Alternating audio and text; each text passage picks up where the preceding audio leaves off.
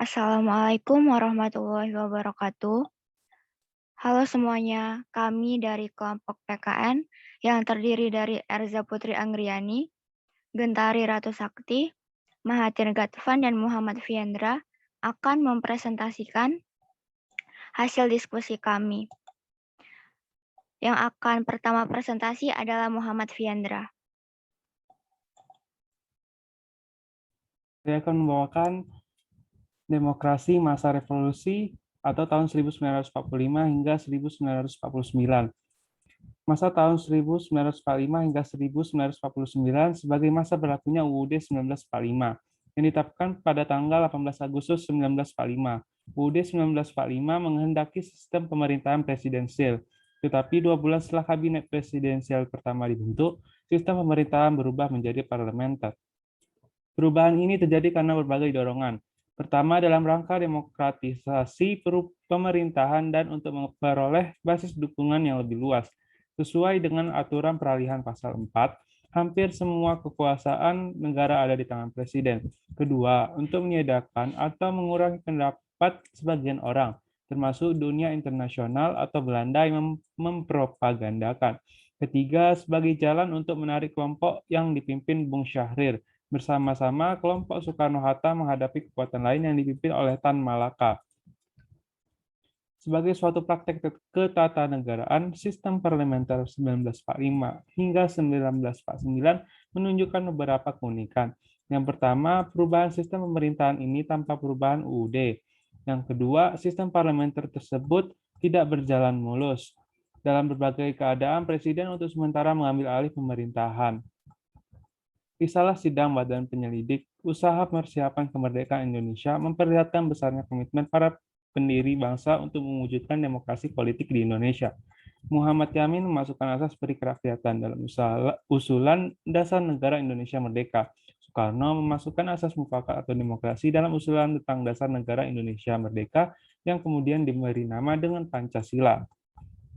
Mereka percaya bahwa demokrasi bukan merupakan sesuatu yang hanya terbatas pada komitmen, tetapi juga merupakan sesuatu yang perlu diwujudkan.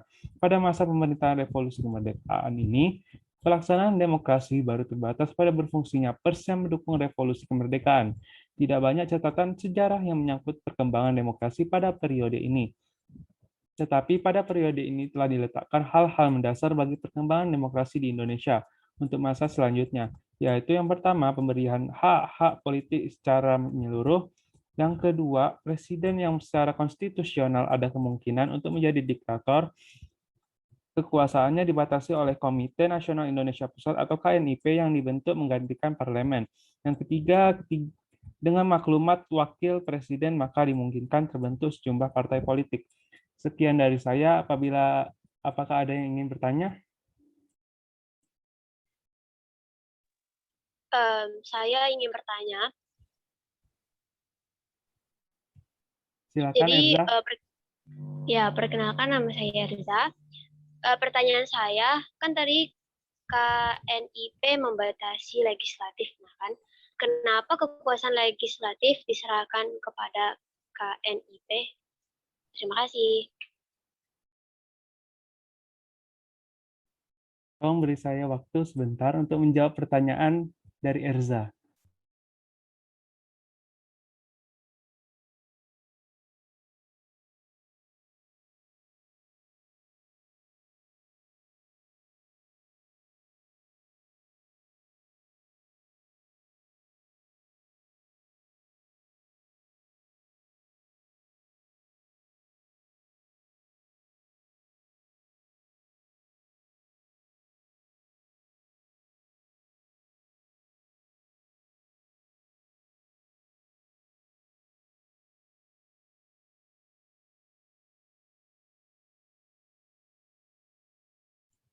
Saya akan menjawab pertanyaan Erza.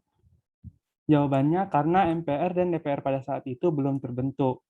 Jadi kekuasaan legislatif diserahkan oleh KNIP dan juga UUD 1945 tidak dapat dilaksanakan sepenuhnya karena Indonesia disibukkan dengan perjuangan mempertahankan kemerdekaan. Maklumat Wakil Presiden nomor 10 pada 16 Oktober 1945 memutuskan bahwa kekuasaan legislatif diserahkan kepada Komite Nasional Indonesia Pusat atau KNIP. Apakah ada yang ingin bertanya lagi? Baik, saya ingin bertanya. Perkenalkan, nama saya Afan. Saya ingin bertanya kepada pemateri kelas 1. Mengapa pada tahun 1945 hingga 1949 di masa berlakunya UUD 1945 terjadi perubahan sistem kepemerintahan dari sistem presidensial dan berubah menjadi sistem parlementer? Jelaskan secara singkat dan jelas. Terima kasih. Izinkan saya untuk mencari jawabannya terlebih dahulu.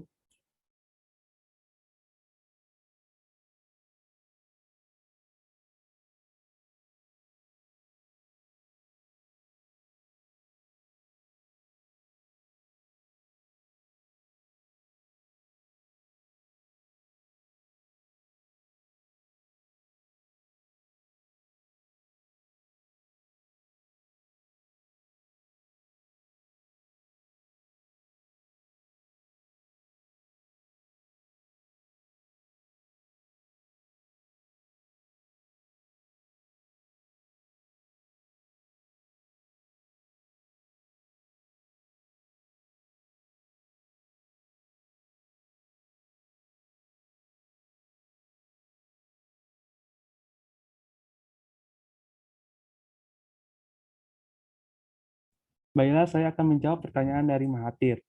Jadi, kenapa pemerintahan pada tahun 1945 hingga 1949 berubah dari presidensial menjadi parlementer karena terdapat 3 dorongan. Yang pertama, dalam rangka demokratisasi pemerintahan dan untuk memperoleh basis dukungan yang lebih luas. Sesuai dengan aturan peralihan pasal 4, hampir semua kekuasaan negara ada di tangan presiden.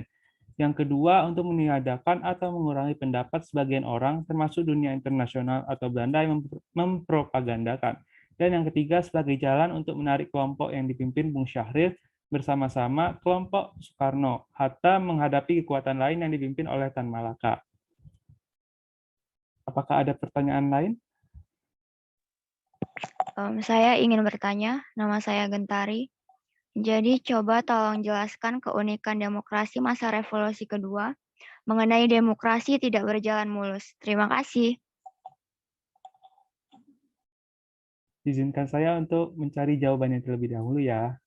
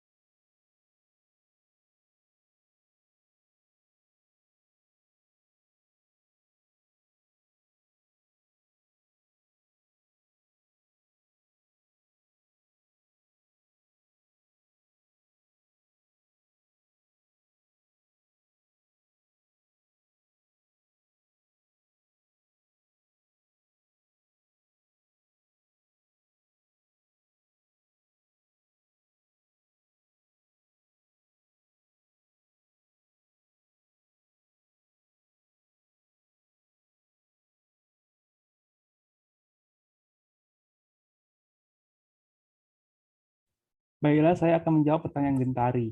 Jadi, sistem parlementer tersebut tidak berjalan mulus, karena dalam berbagai keadaan, Presiden untuk sementara mengambil alih pemerintahan. Sesudah itu, sistem parlementer dibentuk kembali. Tetapi kemudian sistem parlementer ini diinterupsi oleh pemerintahan presidensial yang dipimpin oleh Wakil Presiden Hatta, yang dikenal dengan sebutan pemerintahan presidensial Hatta.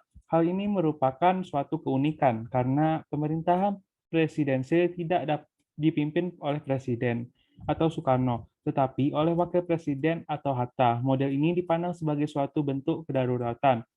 Karena itu, tidak dapat dijadikan suatu varian baku dan tidak dapat dipraktikkan dalam sistem ketatanegaraan yang normal. Sekian dari saya. Terima kasih.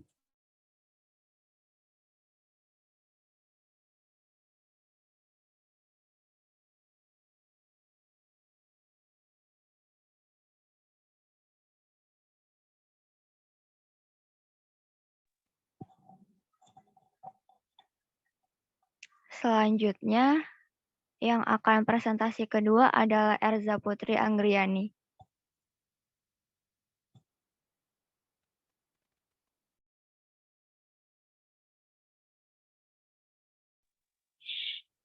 Halo semuanya, perkenalkan nama saya Erza Putri Anggiani. Jadi kali ini saya akan menjelaskan tentang pelaksanaan demokrasi periode berlakunya Konstitusi RIS pada tahun 1949. Jadi yang pertama itu ada Konstitusi RIS. Apa sih Konstitusi RIS itu?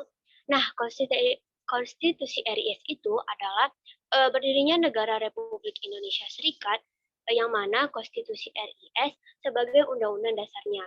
Jadi UUD 1945 itu hanya berlaku untuk salah satu negara bagian yaitu negara Republik Indonesia yang di Yogyakarta. Nah, selanjutnya itu ada latar belakang. Jadi, latar belakang Konstitusi RIS ini, pada saat itu Belanda yang ingin kembali menguasai Indonesia berusaha mendirikan negara-negara seperti negara Sumatera Timur, negara Indonesia Timur, negara Pasundan, dan negara Jawa Timur. Sejak dengan usaha Belanda tersebut terjadilah agresi militer 1 pada tahun 1947 dan agresi militer 2 pada tahun 1948. Nah, lalu terbentuklah perundingan yang dikenal sebagai dengan Konferensi Meja Bundar. Selanjutnya itu ada isi Konstitusi RIS. Nah, Konstitusi Republik Indonesia Serikat itu berisi terdiri dari mukadimah, isi, dan piagam yang berisikan secara ringkas pembukaan Undang-Undang Dasar tahun 1945 yang menekankan aspek kesatuan, kedaulatan, ketuhanan, dan filosofi negara. Pada bab 1, Konstitusi RIS ini terdiri atas 6 bagian. 4 bagian pertama merupakan bagian mengenai bentuk negara dan kedaulatan, daerah negara, lambang, dan bahasa negara, serta kewarganegaraan dan penduduk negara. Sedangkan bagian 5 dari bab 1, Konstitusi RIS, itu mengatur mengenai hak dan kebebasan dasar manusia atau dengan kata lain hak asasi manusia. Selanjutnya itu ada akhir dari RIS. Nah, berakhirnya RIS ini terjadi pada April 1950, yang mana diadakan konferensi antara RIS, negara Indonesia Timur, dan negara Sumatera Timur. Jadi keputusannya adalah pembentukan Negara Kesatuan dan NRI Proklamasi Yogyakarta itu harus dibubarkan. Lalu pada 19 Mei 1950, Hatta dan Perdana Menteri Republik Indonesia Abdul Halim sepakat membubarkan Republik Indonesia yang membentuk negara baru, yaitu Negara Kesatuan Republik Indonesia. Setelah Soekarno menandatangani UUD sementara Republik Indonesia, nah 2 hari kemudian barulah RIS secara resmi dibubarkan dan Indonesia kembali ke bentuk negara kesatuan. Sekian dari penjelasan saya, apa ada yang ingin dipertanyakan?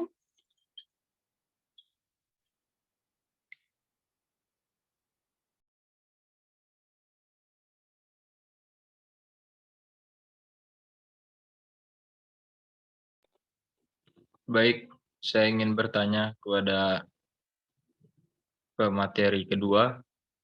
Perkenalkan, nama saya Afan. Sebutkan pada tahun, tanggal, dan bulan berapakah Indonesia menerapkan sistem pemerintahan parlementer yang berpedoman pada maklumat pemerintah. Terima kasih. Terima kasih dari pertanyaan Afan. Jadi, sesuai penjelasan saya, kan pada tahun, tanggal, dan bulan berapakah Indonesia menerapkan sistem pemerintahan parlementer yang berpedoman pada maklumat pemerintah. Nah, jadi mereka menerapkan sistem itu terjadi pada tanggal 14 November 1945.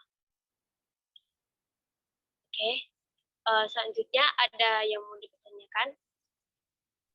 atau masih kurang jelas? Saya ingin bertanya, jadi Silakan. jadi apa yang menyebabkan PBB terdesak untuk menyuruh pemerintah Indonesia dan pemerintah Belanda untuk melakukan perundingan? Terima kasih.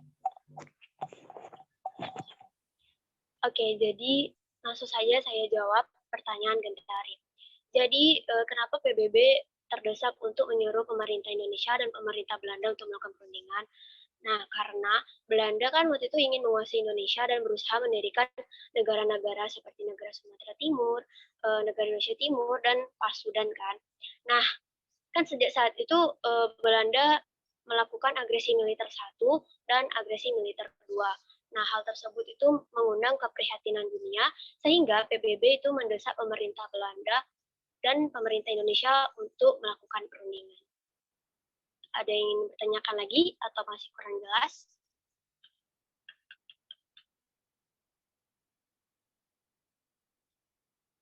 Saya ingin bertanya. Saya Muhammad Ya. Hendra akan bertanya, jadi apa wujud atau bentuk negara pada Konstitusi RI 1949 ini? Dan jelaskan pengertiannya, serta dalam pasal berapa sih Indonesia tercantum sebagai bentuk negara ini? Terima kasih. Ya, sama-sama. Jadi, pertanyaan Kendra itu, apa wujud atau bentuk negara pada masa ini? Nah, wujud atau bentuk pada negara masa ini itu, mereka itu berbentuk federasi atau wujud federasi. Nah, wujud federasi ini itu merupakan negara yang di dalam itu terdiri dari negara-negara bagian yang masing-masing negara bagian itu memiliki kedaulatannya sendiri sebagai mengurus urusannya. Jadi, Indonesia menganut federasi pada masa ini ada tercantum pada bab 1 pasal 1A. Sekian dari saya, apa ada yang masih dipertanyakan atau masih kurang jelas? Kalau tidak ada, saya tutup dan saya lanjutkan ke presentasi selanjutnya. Sekian dari saya, terima kasih.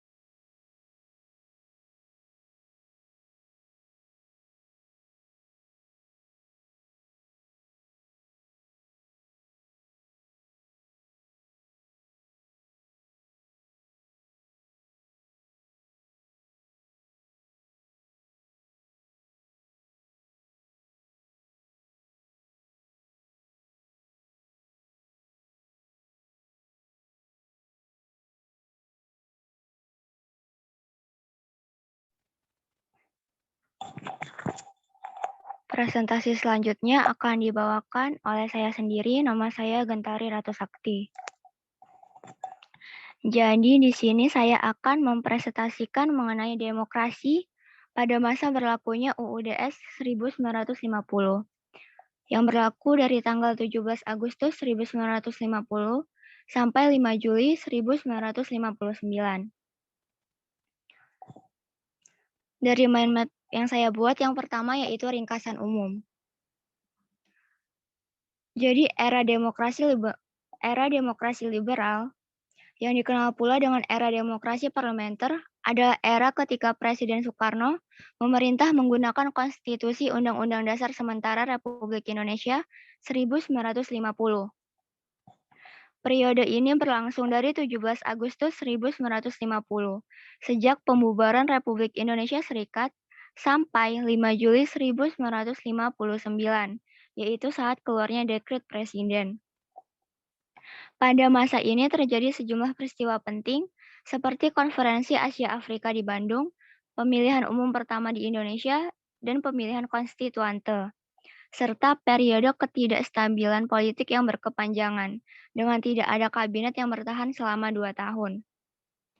Selanjutnya, saya akan menjelaskan mengenai asas demokrasi pada Undang-Undang Dasar Sementara 1950. Asas demokrasi pada undang-undang ini terdapat pada pasal 1 ayat 1 dan ayat 2. Pasal 1 ayat 1 berbunyi, Republik Indonesia yang merdeka dan berdaulat ialah suatu negara hukum yang demokratis dan berbentuk kesatuan. Pasal 1 ayat 2 berbunyi, kedaulatan Republik Indonesia adalah di tangan rakyat dan dilakukan oleh pemerintah bersama-sama dengan Dewan Perwakilan Rakyat. Selanjutnya yaitu ada bentuk pemerintahan. Pada periode ini, bentuk pemerintahan Indonesia adalah demokrasi parlementer. Selanjutnya yaitu ciri-ciri demokrasi parlementer. Yang pertama, Presiden sebagai kepala negara, Perdana Menteri sebagai kepala pemerintahan. 2. Eksekutif bertanggung jawab pada legislatif. 3. Kekuasaan eksekutif dapat dijatuhkan oleh legislatif. 4. Hak prerogatif dimiliki Perdana Menteri. 5. Eksekutif ditunjuk oleh legislatif. 6. Menteri bertanggung jawab pada legislatif. 7. Sistem multipartai.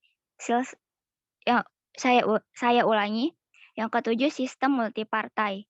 8. Pengambilan keputusan berdasarkan suara mayoritas ataupun voting.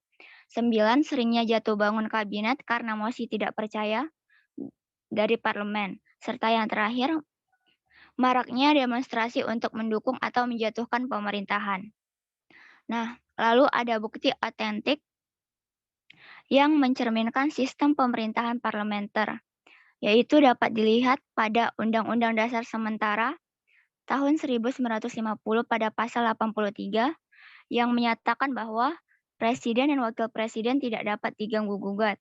Yang kedua, menteri-menteri bertanggung jawab atas seluruh kebijaksanaan pemerintah, baik bersama-sama untuk seluruhnya maupun masing-masing untuk bagiannya sendiri-sendiri. Selanjutnya, pasal 84 yaitu Presiden memiliki hak untuk membubarkan DPR dan pemerintah mengadakan pemilihan DPR baru. Sebagai imbalannya, kabinet atau menteri dibubarkan oleh DPR jika DPR mengatakan tidak percaya pada kebijakan pemerintah yang dilakukan oleh para menteri. Posisi presiden dalam Konstitusi Sementara 1950 ditentukan oleh peralatan negara, yaitu yang pertama, Presiden dan Wakil Presiden, Menteri, Dewan Perwakilan Rakyat, Mahkamah Agung, dan Dewan Pengawas Keuangan.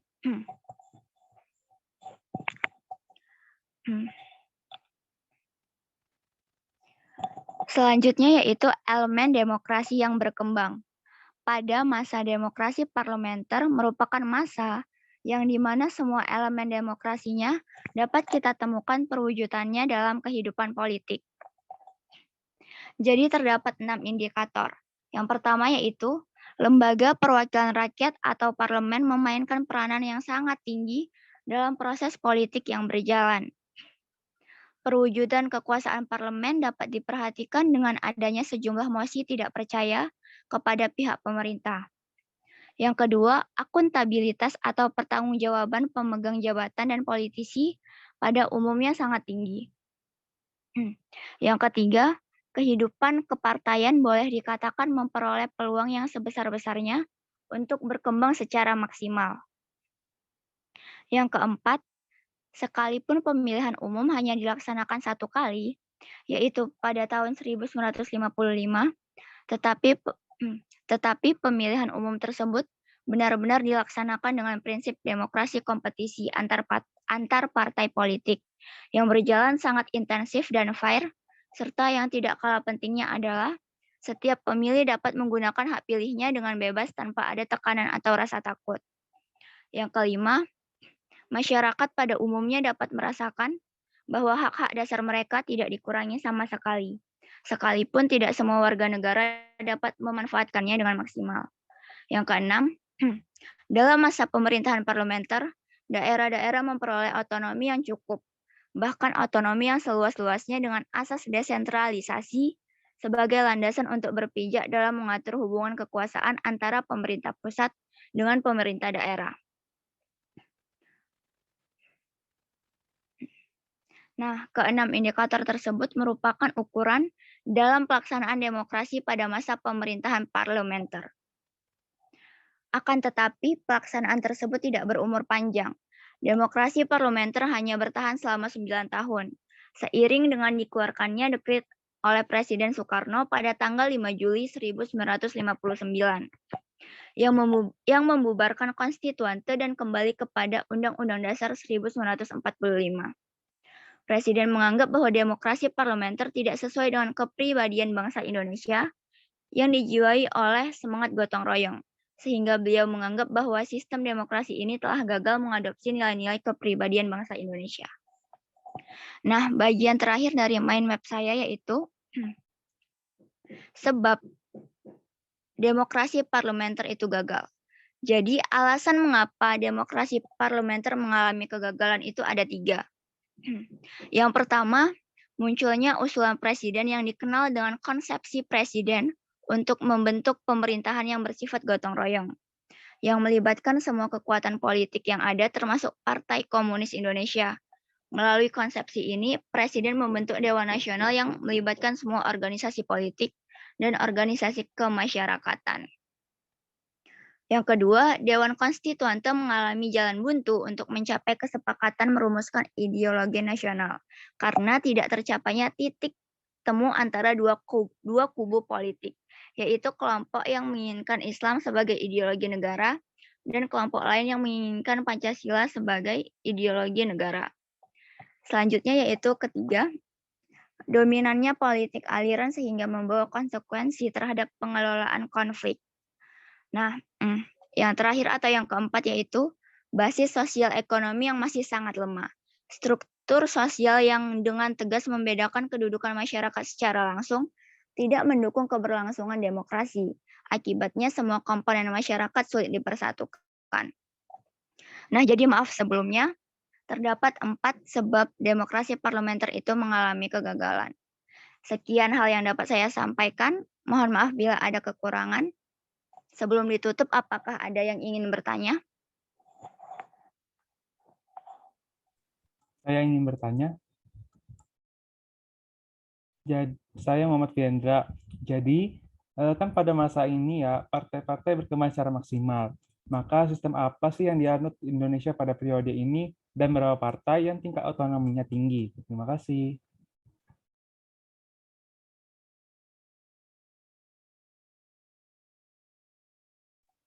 Terima kasih kepada Fiendra. Berikan saya waktu sebentar untuk menjawab pertanyaan tersebut.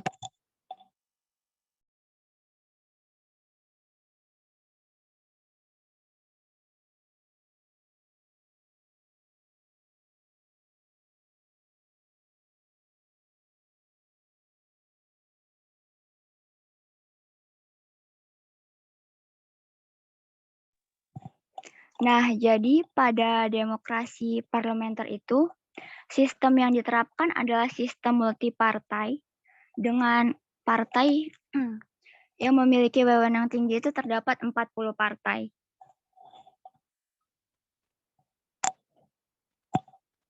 Mungkin ada pertanyaan lainnya?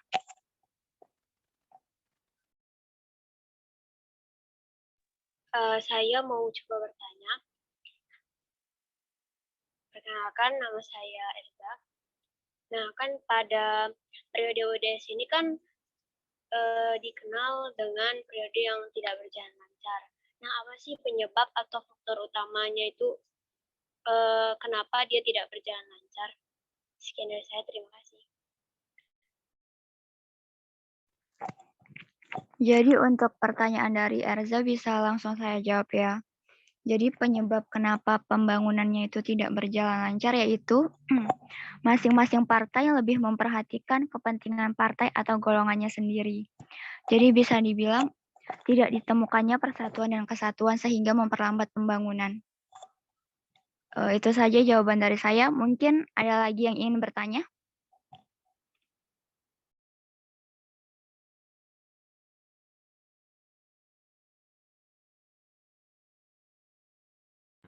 Baik, saya ingin coba memberikan pertanyaan kepada pemateri 3. Pada era demokrasi liberal 1950 sampai 1959 yang dikenal dengan era demokrasi parlementer, ketiga Presiden Soekarno memerintah, mengapa pada saat itu konstitusi undang-undang hanya diberlakukan secara sementara? Terima kasih.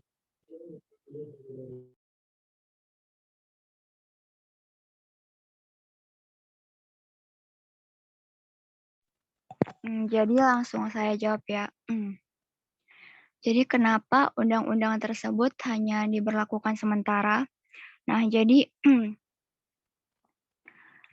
pada bentuk pemerintahan sebelumnya itu kan bentuknya federasikan. Nah, jadi bentuk pemerintahan sebelumnya itu dibubarkan. Jadi sehingga karena dibubarkannya RIS, nah RIS ini dibubarkan karena adanya demo besar-besaran dari rakyat yang menuntut kembalinya Indonesia untuk kembali menjadi negara kesatuan. Nah, jadi karena terdapat demo tersebut, maka pemerintah berusaha untuk menjadikan kembali Indonesia menjadi negara kesatuan. Namun sebelum menjadi negara kesatuan, pemerintah itu membentuk pemerintahan sementara ini. Jadi kenapa itu disebut sementara?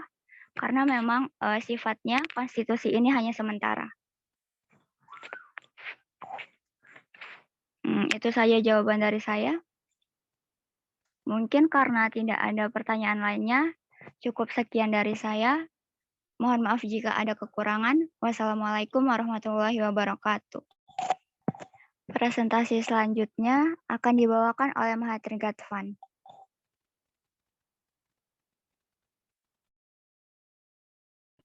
Baik, terima kasih. Di sini saya akan mempresentasikan materi saya, yakni mengenai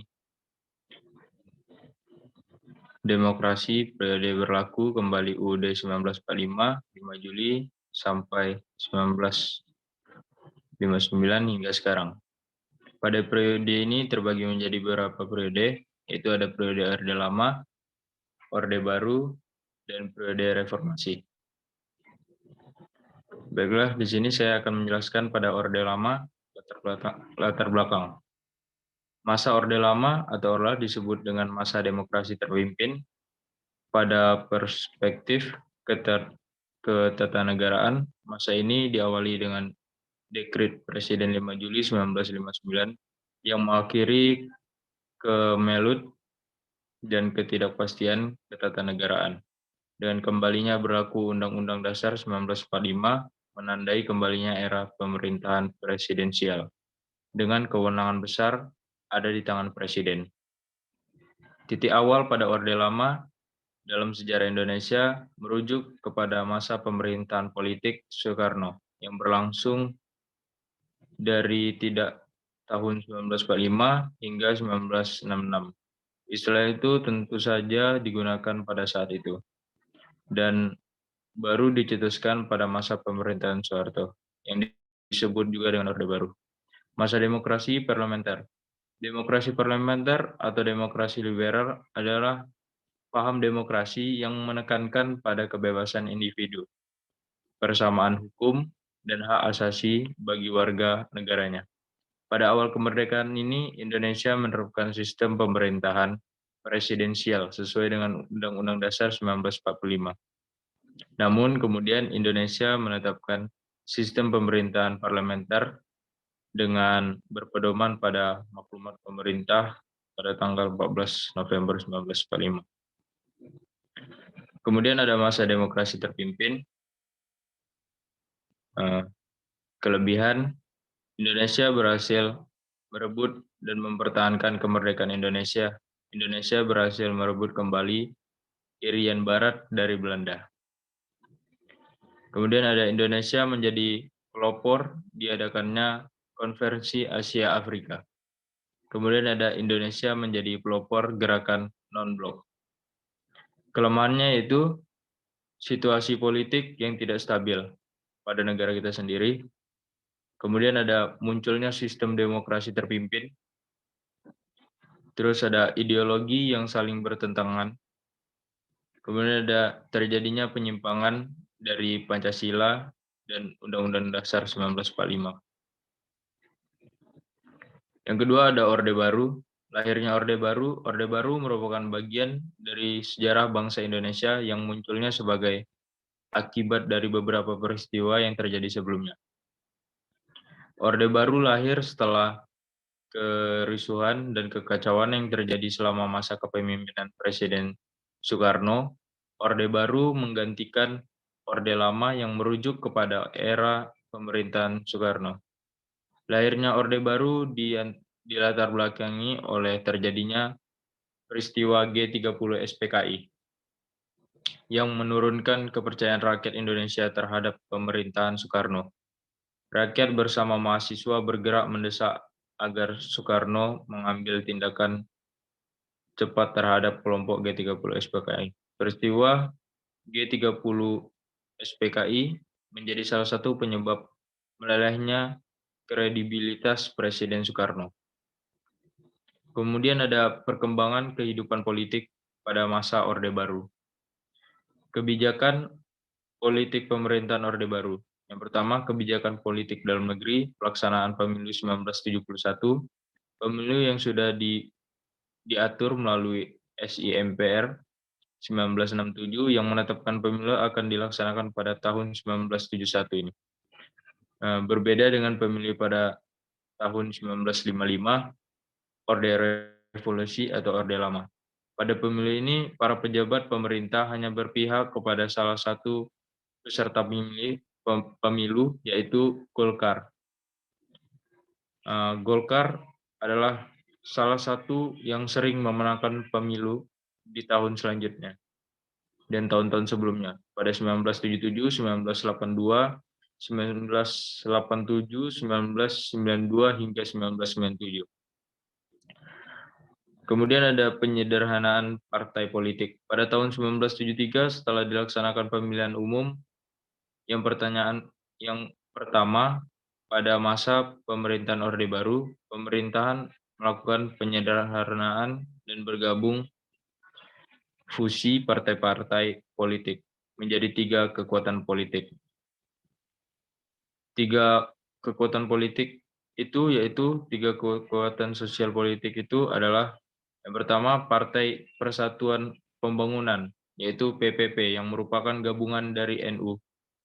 Kedua ada Golongan Karya, itu Golkar. Yang ketiga ada Partai Demokrasi Indonesia, PDI. Kemudian ada Dwi Fungsi ABRI. Dwi Fungsi ABRI adalah peran ganda ABRI sebagai kekuatan pertahanan, keamanan, dan sebagai kekuatan sosial politik. Kemudian ada program normalisasi kehidupan kampus atau NNK, Badan Koordinasi Kemahasiswaan. Pemerintahan Orde Baru menetapkan kebijakan NNK atau BKK untuk mengubah format organisasi kemahasiswaan dengan melarang mahasiswa terjun ke dalam politik praktis. Yang kedua ada kebijakan politik luar negeri Indonesia. Indonesia kembali menjadi anggota PBB. Indonesia pernah keluar dari keanggotaan sejarah berdirinya PBB pada tahun 1965 ketika terjadi konfrontasi dengan Malaysia. Terus ada pemulihan hubungan diplomatik dengan Malaysia dan Singapura. Kemudian ada memperkuat kerjasama secara regional dan internasional. Indonesia memulai memperkuat kerjasama baik regional dan internasional dengan melakukan beberapa upaya, yaitu turut serta dalam pembentukan ASEAN. Kemudian ada mengirim kontingen Garuda dalam misi perdamaian. Terus ada ikut berperan dalam KTT non-blok. Kemudian Indonesia juga berperan dalam organisasi Konferensi Islam. Kemudian bergabungnya Timur-Timur. Ketika Indonesia merdeka, Timur-Timur yang jaraknya sangat dekat dengan Indonesia masih menjadi jajahan bangsa Portugis. Hal ini sangat mempengaruhi kondisi Nusa Tenggara Timur dan Nusa Tenggara Barat, yang letaknya dekat dengan Timur-Timur. Terlebih setelah kudeta di Portugis pada 1974, pergolakan dari Timur-Timur terus terjadi dan menyebabkan beberapa pihak.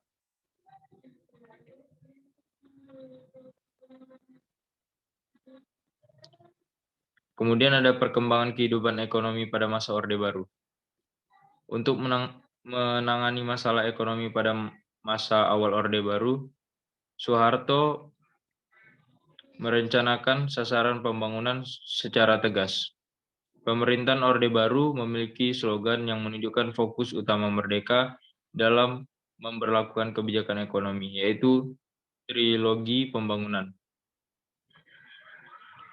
Dalam menjalankan ketetapan MPS pada tanggal 5 Juli 1966 tentang pembaruan kebijakan landasan ekonomi, keuangan, dan pembangunan dilaksanakan dalam 3 tahap pembangunan, yaitu yang pertama, tahap penyelamatan untuk mencegah kemerosotan ekonomi agar tidak menjadi buruk lagi.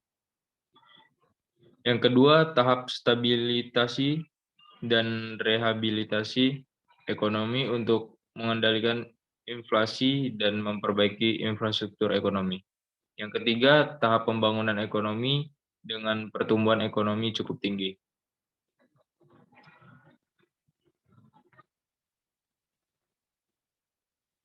Kemudian ada kondisi ekonomi pada akhir pemerintahan Orde Baru.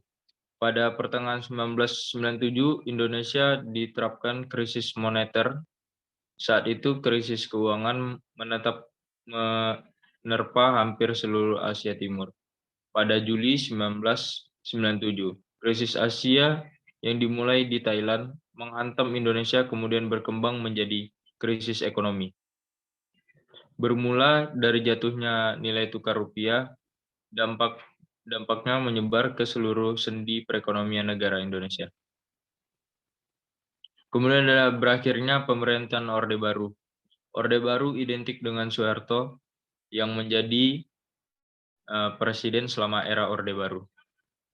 Perekonomian Indonesia berkembang pesat, pembangunan infrastruktur yang meningkat dan merata sehingga dapat dinikmati oleh masyarakat. Sayangnya, perkembangan itu dibarengi dengan praktik korupsi, kolusi, dan nepotisme. Kemudian ada Orde Reformasi. Yang pertama, latar belakang krisis ekonomi. Diawali krisis moneter yang melanda Asia Tenggara sejak bulan Juli 1997 berimbas pada Indonesia. Pembangunan ekonomi Indonesia ternyata belum kuat untuk menghadapi krisis global tersebut. Yang kedua, krisis politik. Krisis politik pada akhir Orde Baru ditandai dengan kemenangan mutlak Golkar dalam pemilihan umum 1997 yang dinilai penuh kecurangan karena Partai Golkar selalu menang dalam pemilu. Yang tiga, krisis kepercayaan. Pemerintahan Orde Baru yang diliputi KKN secara terselubung maupun terang-terangan pada bidang parlementer, kehakiman, dunia usaha, perbankan, peradilan, dan lainnya, pemerintahan sudah berlangsung lama. Sehingga di sana-sini muncul ketidakadilan yang timbul. Dan juga muncul rasa ketidakpercayaan rakyat terhadap pemerintahan dan pihak luar negeri terhadap Indonesia.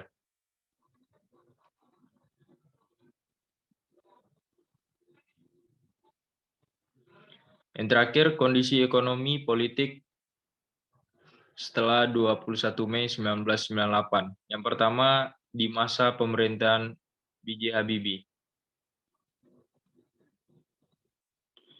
Naiknya Presiden Habibie menggantikan Soeharto menjadi polemik di kalangan ahli hukum. Ada yang mengatakan hal itu konstitusional dan inkonstitusional, yang mengatakan konstitusional berpedoman pada pasal 8 Undang-Undang Dasar 1945 Bila presiden mengangkat, berhenti, atau tidak dapat melakukan kewajibannya, ia digantikan oleh wakil presiden sampai habis waktunya. Adapun yang mengatakan inkonstitusional berdasarkan ketentuan pasal 19 UUD 1945, sebelum presiden mengku jabatan, maka presiden harus mengucapkan sumpah dan janji di depan MPR atau DPR. Secara hukum material, Habibie menjadi presiden yang sah dan konstitusional. Namun secara hukum formal, hal itu tidak konstitusional, sebab perbuatan hukum yang sangat penting yaitu pelimpahan wewenang dari Soeharto kepada Habibie harus melalui acara resmi konstitusional. Yang kedua, masa pemerintahan Abdurrahman Wahid. Menyusul penolakan MPR terhadap pidato pertanggungjawaban Presiden Habibie dan pengunduran Habibie dalam bursa calon presiden, memunculkan dua calon kuat sebagai presiden, yaitu Megawati dan Abdurrahman Wahid. Semakin solid. Setelah calon presiden Yusril Iza Mahendra dari fraksi Partai Bulan Bintang mengundurkan diri pada pemilu yang diselenggarakan pada tahun 1999. PKB memenangkan 12% suara dengan PDIP memenangkan 33% suara. Pemimpin Megawati berhasil meraih suara terbanyak, tetapi karena jabatan presiden masih dipilih oleh MPR saat itu, Megawati tidak secara langsung menjadi presiden. Adanya suara yang keberatan jika Megawati terpilih sebagai presiden. Terutama di partai-partai Islam mendorong Amin Rais pada tanggal 7 Oktober 1999 membentuk Poros Tengah yang merupakan koalisi partai-partai Islam. Yang ketiga, masa pemerintahan Megawati. Pada 29 Januari 2001, ribuan demonstran berkumpul di gedung MPR dan meminta Gus Dur untuk mengundurkan diri. Dengan tuduhan korupsi, di bawah tekanan yang besar, Abdurrahman Wahid lalu mengumumkan pemindahan kekuasaan kepada Wakil Presiden Megawati melalui sidang istimewa MPR pada tanggal 23 Juli 2001. Megawati secara resmi diumumkan menjadi Presiden Indonesia kelima sampai dengan tahun 2004. Yang terakhir, masa pemerintahan Susilo Bambang Yudhoyono. Pemerintahan Megawati berakhir ketika masa jabatan habis untuk periode 2001 hingga 2004. Dalam pelaksanaan pemilu tahun 2004, Megawati ikut serta dalam bursa pemilihan calon presiden, namun kalah suara dengan Presiden Susilo Bambang Yudhoyono yang pernah menjabat sebagai Menteri Pertahanan dan Keamanan pada masa pemerintahannya. Akan tetapi ketika mencalonkan diri sebagai presiden dan karena kerap berseberangan politik dengan Megawati, maka SBY mengundurkan diri dari jabatannya sebagai Menhankam. Kemudian mendirikan Partai Demokrat. SBY bersama Partai Demokrat berhasil memenangkan pemilu di tahun 2004 dengan suara 61% setelah berkonsolidasi dengan PKS dan Golkar. Mungkin itu saja yang dapat saya sampaikan. Ada yang ingin ditanyakan dari materi yang saya sampaikan? Saya ingin bertanya, jadi pada masa Soeharto itu terdapat gagasan mengenai Eka Prasetya Pancakarsa. Nah, gagasan tersebut setelah diumumkan, apa yang terjadi pada gagasan tersebut? Terima kasih.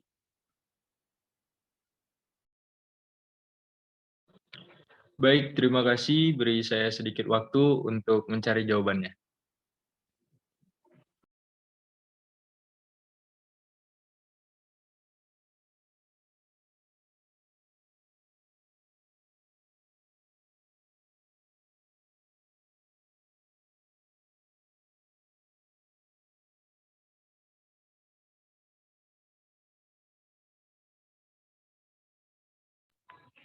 Baik, saya akan menjawab apa yang terjadi dengan gagasan Soeharto tentang Eka Prasetya Pancakarsa setelah diumumkannya.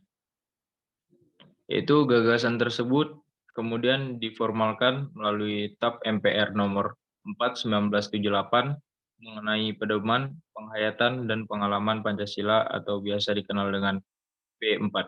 Kebijakan politik pada masa Orde Baru melibatkan penyusunan P4 atau pedoman penghayatan dan pengalaman Pancasila yang juga dikenal dengan istilah Eka Prasetya Pancakarsa bertujuan untuk memberi pemahaman mengenai Pancasila bagi seluruh masyarakat.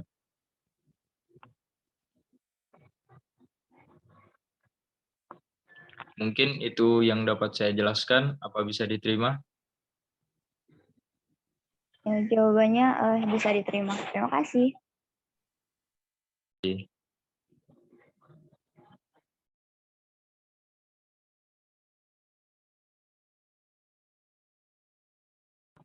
Mungkin ada yang ingin bertanya lagi mengenai materi yang saya sampaikan. Saya ingin bertanya. Jadi saya Muhammad Fiendra akan bertanya, kan dalam periode ini terdapat satu partai yang merupakan gabungan dari NU, Parmusi, PSII, dan PERTI. Tolong sebutkan apa partainya, apa nama partainya. Terima kasih. Baik, saya akan menjawab secara langsung. Jadi, partai apa yang merupakan gabungan dari NU, Parmusi, PSII, dan PERTI, yaitu Partai Persatuan Pembangunan, yaitu Partai PPP.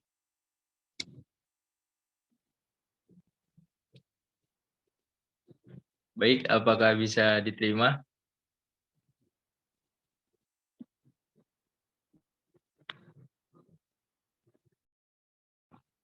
Mungkin ada lagi yang ingin bertanya. Saya mau bertanya, tadi kan pas Afan ngejelasin masa Orde Baru, ada ngejelasin tentang penyimpangan. Nah, sebutkan beberapa penyimpangan yang terjadi pada masa Orde Baru tersebut. Terima kasih.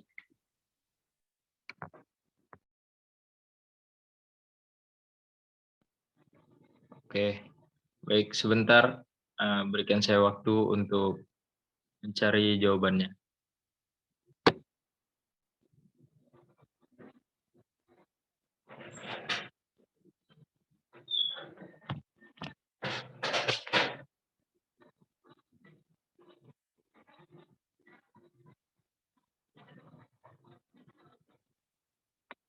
Ya, baiklah, saya akan menjawab pertanyaannya.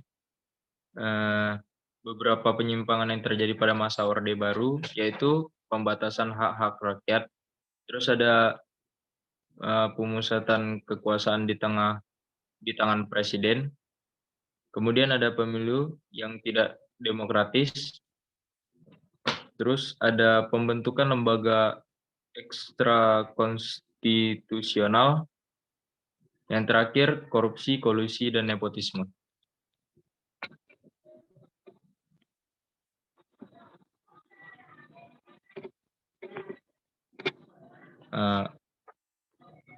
Baik, dari penjelasan yang saya sampaikan, apa bisa diterima?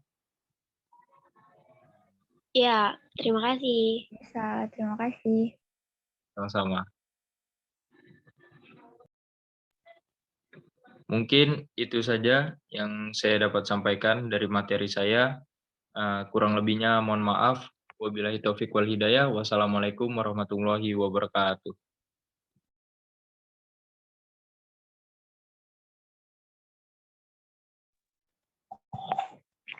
Jadi sekian presentasi yang dapat kami sampaikan mengenai pelaksanaan demokrasi di berbagai periode. Semoga apa yang kami sampaikan dapat bermanfaat. Lebih kurangnya mohon dimaafkan. Wassalamualaikum warahmatullahi wabarakatuh.